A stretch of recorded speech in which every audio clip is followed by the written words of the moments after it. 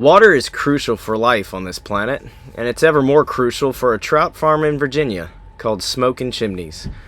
They raise trout for consumption at restaurants or direct to the consumer. I spoke with the owner Ty last year, and I decided to visit them in my travels this past summer. Here's their story of the American dream with a lot of hard work and determination. Basically, one way to put it is you're playing with a big fish tank. Pretty much, man. You're just moving water around and, you know, moving fish around and, yeah. It's such a fragile thing, though. Like, bro, it's so ridiculous. You can nap on the wrong day, you could kill it. Oh, it's just like, yeah, man, it's like fish, not that hard to raise, but it only takes the wrong 20 minutes to kill them all. Yeah. You know? Yeah, I mean, just, the whole thing's fragile. You got predators, you got water flow, you got temps, there's just so many variables. To get a fish from like a little fingerling to like a market-sized trout it's pretty, it's quite the journey, I'll say that. This place was built in the 1930s by the Department of the Interior. And the only way they were able to build this place here is because of the spring, which is coming right out of the mountain. I don't know if you knew this, but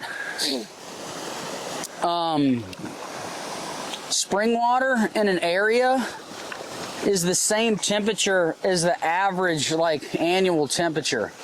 So, yeah. So we're at about 2,000 feet right here, and that's the average annual temperature is about 54-ish, and that's about what the spring runs year-round, 54 degrees. So that's how you're able to raise fish here. And you know, this is all gravity fed, all the pipes and everything. So yeah, they built this place based off of this spring that fluctuates between 1,500 and 3,000 gallons a minute, just depending on the time of the year. But the temperature never changes, but the flow changes. Yeah, the water, it's coming out of the ground at a pH of 8, which is really cool. So it's naturally alkaline. It doesn't quite qualify as a mineral water. We got it tested. It is high in minerals, but it's got to hit certain like benchmarks.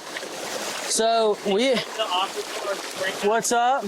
What did they do to the spring house when I go up there? They just built, you can see they just built a dam to, like, they call it like trap the spring, because then that's where you've got to have some sort of a dam. That's why you have to have a dam to be able to divert the water.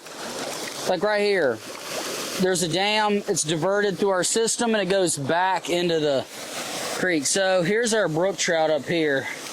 So this pond, this is like a lot of our big fish, but during the summer the grass just goes nuts in here and it ends up like choking out room for the fish. So normally like twice a year we got to get an excavator in this pond. So we had a machine here yesterday. As you can see, we like raked back all the grass,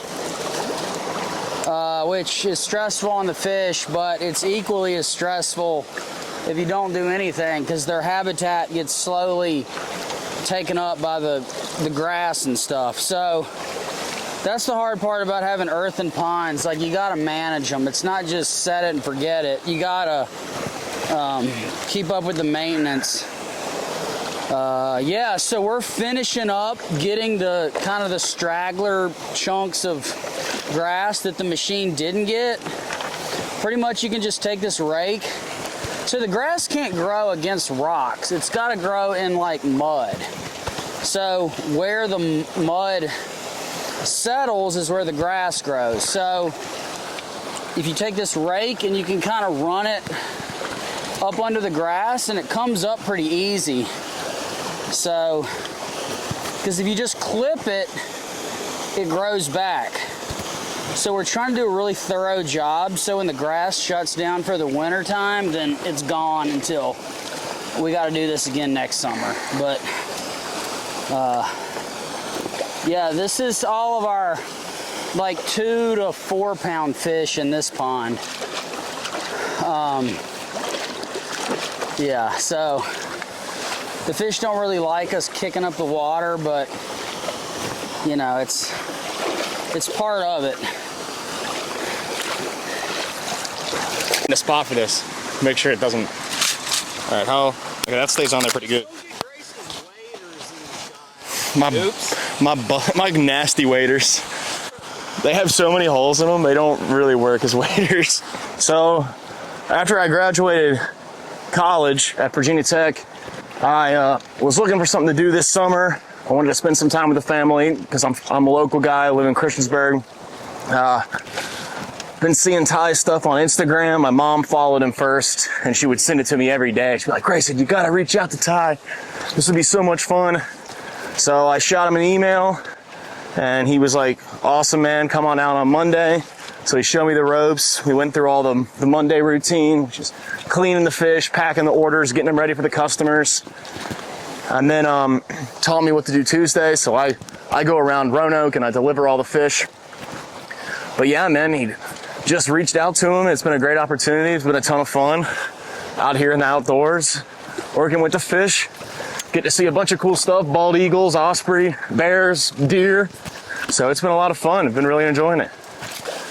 Yeah, the brook trout are they're pretty finicky, but they're just so cool to have around. There's a couple restaurants that really like them, so that kind of gives us a reason to raise some every year. But yeah, they are gorgeous. And the brookies need a little bit more fresh water, is that why? Well, I mean, they're just more susceptible to like water quality and temperature, and that's why we have them at the mouth of this, at the front of this pond. That way they're getting, because that water is coming right from the spring, so they're getting like, you know, 54-degree water like year round, you know. But I'm not gonna hold them. They'll probably all be gone by, I might keep some back to breed. We got some pretty nice ones this year, so if we do breed them, that'll be like Thanksgiving pretty much. That's a whole nother thing, the breeding, because in there the males will start fighting when the temperature starts changing at night. Yeah. They'll like get their, I mean, the females will like come into, you know, they'll start to ripen up and they'll come into heat, and then the males will start fighting. And if you don't watch, the males will kill each other. I mean, the teeth on those things they're pretty serious. Freaking no, dude. At this pond over here, I had a brook trout in there that shouldn't have been in there, and I had all these little rainbows. You'd see him swimming, holding a little rainbow. Like, there's no telling how many fish that brook trout ate. By the time I got the brook trout out, I mean, he was like 3 pounds, 4 pounds. So this is, again, we like habitat, but we're not running a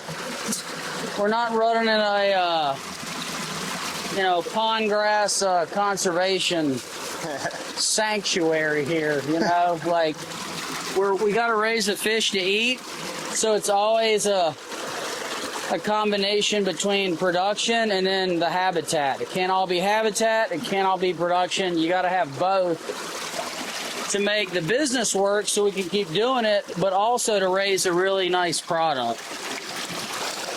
I've gotten stitches in my hands twice with that stupid blade thing. The first year I got it, I was so stoked because I was like, dude, you can like cut the grass in the pond. Bro, I hadn't had it 5 minutes, dropped it. Bro, it had like 13 stitches in the top of my hand, bro. Yeah, so that, yeah. Water, you can't get bacteria in that. Oh, bro, I mean, here, let me grab a fish. I think I can grab one with my hands. Hold up, wait.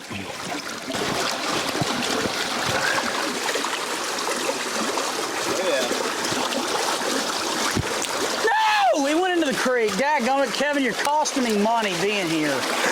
He literally is in the creek now. All right, Kevin, you're fired. Dude, I literally just dropped the fish. Like, It must have been that trout's lucky day.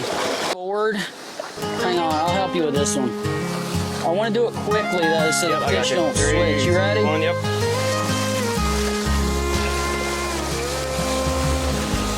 On one of the videos, you know, we're talking about the, you know, it's 54, it's pretty chilly. Somebody on the thing was like, there's no way it's 54 degrees. Like, you wouldn't be in there if it was. And it was like, dude, like, my kids, you know, you do something enough, then just, you know, you get used to it. Here, let me try to grab one of these. Polar bear swimming. Yeah, dude. Oh yeah, the polar plunge. Oh, we did it. Oh, those are the We best. got Trace with the Eagle Scout. Dude, that water, those polar plunges though, that was like 40 degrees. It was so, I remember it being so cold.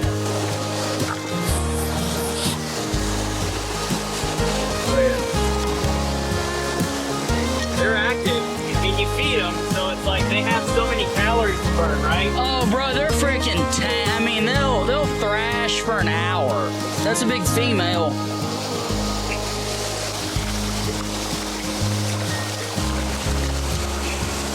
Dude, that's a pig right there. That's like 2 pounds. Gorgeous fish. That's nice fish. That's like definitely a like 2.5-year-old fish right there. Yeah, I love your character. for sure. And then people are like, well, why is the fish $18 a pound? You're like, well, if I gave you an egg and I said in a year and a half, take care of this egg and I'll give you $18. That seems like a good deal, right? It's a good deal. Yeah, you're like, who would do that? Nobody, you know? Like, look at all the scuds. Yep. Like, the bug life in this pond is nuts. Like, we'll have full hatches come off in here. Yeah, in the pond. Oh, yeah, like, PMDs would be coming off. Yeah. That's awesome. Sulfurs, yeah. You have bug life in a pond, and those bugs live under the rocks. And when they hatch, they come off, they come up, and then they hatch when they hit the top of the water and they fly away. You know, like you see the videos out west, all the bugs coming off, like that happens here in this pond, which is pretty cool. Dude, I mean, even now, I mean, dude, we call probably 20 chefs a week, dude. Like, it's just part of our thing, you know? It's like we gotta get in touch with people that might want to buy the trout. And you hear a lot of no's, you hear some maybes, but it's like, bro, that's... I mean, people think we just like blew up, but it's like, dude, we spent literally years. Oh, I mean, like, but then calling, emailing. I mean, bro, I was working at a Grove, like, while I was here, 2 years in, went totally broke, had no money, because I'd spent all my money on this place. And I was working at a grocery store in Christiansburg. And the days I wasn't working, I would just load up a cooler of fish and just drive to restaurants. And literally did that until I got enough people interested in the trout that I could leave. It just like, people are like, wow, like, you guys, like, you're everywhere. And it's like, dude, we've spent literal years, like, people saying no, no, no, no. Like, the people only see the yeses. Like, people don't see all the no's we've gotten and still get, you know? I mean, we just got in a restaurant, Ryan Rotino in DC. It's a Michelin star restaurant. It's called Bresca. Bro, I've been talking to this dude for 2 years, trying to get into a restaurant. And finally, like 6 weeks ago, he's like, hey man, we're ready. And it was like, I love this kind of stuff. Like, I've worked a ton of jobs, like I did landscaping, done all sorts of stuff where, like, I'm outside doing work, but, like, fish and wildlife, that's what I studied in school. That's my favorite thing. So getting to do something like this. I like doing the work in the pond. I like working up here with the fish, But I really do enjoy making my deliveries on Tuesday. Like, we come in early at like 7:30, we pack up a few more orders. I hit UPS, but after that, I get to drive around to all the local restaurants in Roanoke, get to talk to the chefs, every once in a while I'll run into like a random person who's there, get to talk to them too. It's fun getting to make that relationship with the different businesses and see how much they appreciate what we're doing, and then get to hear how much the customers enjoy it. It's really cool. And you know, there's a bunch of restaurants in Roanoke that we shipped, that we delivered to, some in Fincastle, a couple here in Blacksburg. So I like for a job out here, I mean, we're in Newcastle, Virginia. We're in the middle of nowhere. But like getting to, you know, get out and actually talk to people and have the interactions, I really enjoy that a lot. And I think that's what's interesting about this, is because like when I tell people about it, it's like, oh, you're raising trout, what do you stock with them? And I have to explain, no, it's not for stocking, it's for, you know, it's for consumption. We go to the restaurant. So it's a whole different, I think, like kind of realm of the fisheries world, because he's doing all the science, he's raising them, he's hatching them, we're getting them, you know, brought in and stuff. But then, I don't know, it's cool. I was talking to one of my professors about it, and they thought it was super interesting too, but not many people that have your job. no, and he says he's been struggling so much to find people to do it. But you know, I bet if we marketed it, like, because I hadn't heard about it except on Instagram, and he was telling me he'd reached out to the university and hadn't heard back from them, which I thought that was crazy, just because I know probably 90% of the guys that I was in school with for the past 4 years, they would have totally done this. And a bunch of girls too would have loved to come out here and do this kind of work. It's not rocket science. Nah, you just gotta be like dedicated. You just gotta like, it's tough work, but it's not crazy. It's no different than any other job. You're gonna get you're gonna get out of it what you put into it, and you're gonna enjoy it if you just, I don't know. He always says that he'll have people come out and, you know, they quit after a few hours. They're like, this sucks. Like, they clean like 4 fish and leave. It's like, come on, man. Gotta give it a little bit of a chance. Like, it's fun work. But I grew up gutting deer and fishing my whole life, so I guess it's a little different for people like me and you, but that's sick.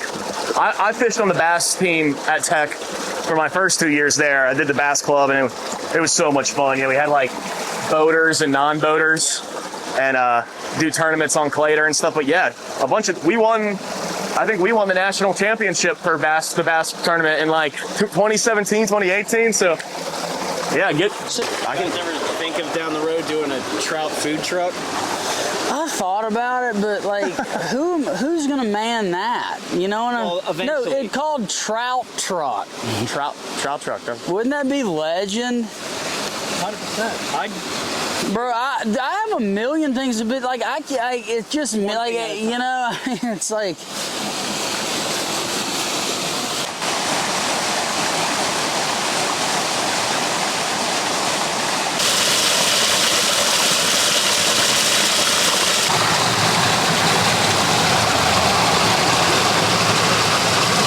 Run usually this heavy in August.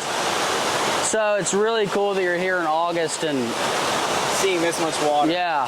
We had a lot of rain. And the water. Yeah, we've had rain all year. I mean, the thing is, like, the past 2 years were like severe drought. I mean, it was the lowest trout production year like on record for like Virginia, North Carolina. I mean, after 2 years of drought, your numbers are down, you know? So yeah, it's cool to have this much water this late in the year. So pretty. Yeah. And you know, I love running water because it heals the soul. Dude, for sure. It's crazy. It's like there's something about running water that just like attracts our like consciousness to it, you know? Have you started to see where water has like a memory to it? Oh, bro, Victor Schauberger, all that stuff? Yeah. Yeah. I haven't studied it probably like you, but when you see an image and water sees an image and you freeze it and it literally captures it like a photograph, I'm like, dude, water's alive. It's the liquid crystal.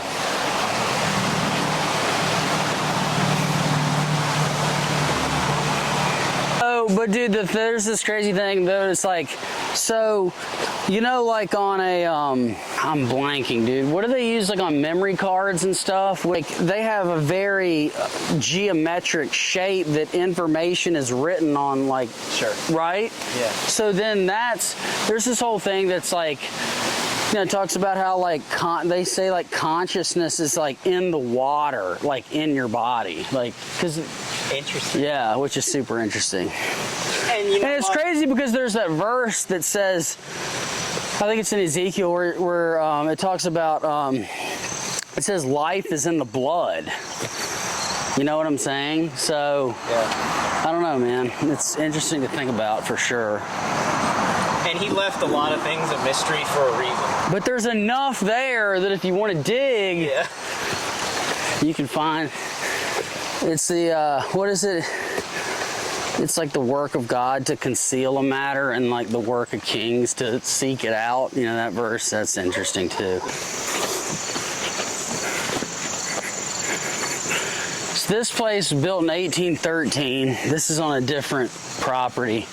At some point, I'd love to be able to buy this and turn that into like our farm store, you know? This is the hatchery building.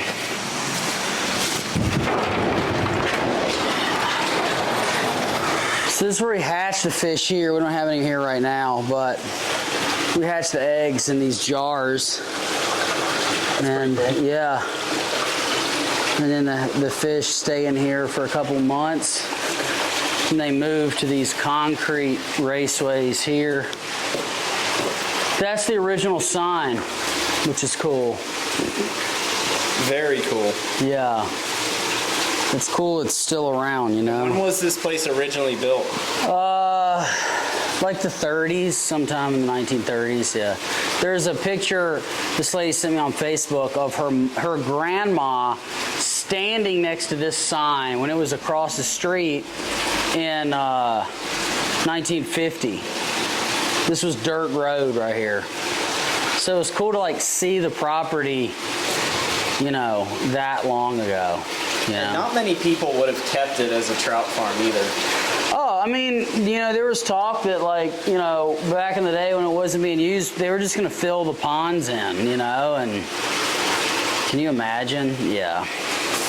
You didn't want to. I mean, the thing is, like, dude, like, you can't build these. Like, DEQ and the regs and, I mean, just the infrastructure. I mean, the math just wouldn't, thered be just no way to do it, you know? So, well, it's like a lot of these, I mean, the Department of the Interior, when they built this one, they built about 70 of these, like, all over the country. So there's more out there, and you just wonder, like, what kind of shape are those places in, you know? So,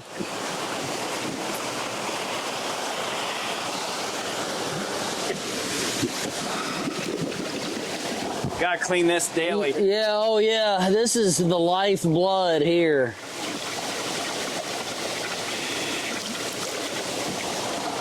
In the fall, it gets gnarly with all the leaves falling. This is like in the fall, this is like 3 times a day kind of deal. That's the only Tesla robot you're gonna hire, is it goes right. Yeah, dude, exactly. Yeah. So yeah, this is the intake. This is a 16-inch cast iron pipe that carries the water across the street, and then that's where you see it split up, you know, with all the different raceways and ponds. So you have 2 dams. You have this dam, which sends all the water across the street, and then you have an upper dam, which sends water to our hatchery building. So we can go there next.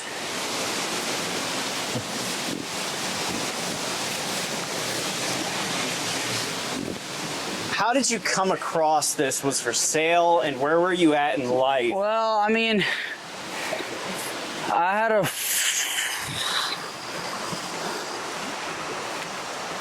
a friend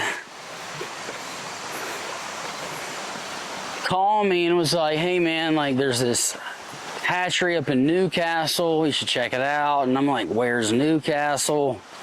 I was like farming on my grandparents' property. 300 acres, tractors, paid for. I mean, it was like what people would kill for. You know what I'm saying? But we were here and we just felt like this is like where we were supposed to be, you know? And, you know, you just have to listen to that still small voice. And As a butterfly, just right when you said that. really? Look at Dang. That's so legit. And that's Yeah. a wink from above. Right Yeah. So, yeah, I mean, it was a very, very tough decision. And the first couple years were tough. I mean, it was tough. But, I mean, it was one of those, sometimes you just got to do like what you feel like God's calling you to do, and you just got to do it, you know? And, Do the risk, but you're like, I don't know the reward, but I have to do this. well, it's one of those, like, at the end of the day, if it all goes down, I can say I've had a trout farm for a while. I mean, it's a great story, you know? Yeah. So, This is even neat. like I was talking to someone the other day, and he was like, well, I'm not gonna move unless it's like a sure thing. And I wanted to be like, bro, like who owes you tomorrow, dude? Like, no, there's no sure thing. Like, nothing's guaranteed, you know? It's like, even if something doesn't appear that it has risk, I mean, there's people that quit jobs and take other jobs, and then in 3 months that falls apart, you know? So it's just like, there is risk, but then there's also the illusion of risk. And I think those get confused. You know what I'm saying? Yeah. So, Everyone has to get over the illusion. And it's hard to do because they're like, I'm comfortable in this 9 to 5. I'm comfortable with what I got. yeah, and for me, it's like, man, like, it's 2025. We got cell phones. We got the internet. If there was ever a time to do something oddball or niche, like, it's literally right now. Like, I mean, there's people selling anything you can think of, like, online, you know?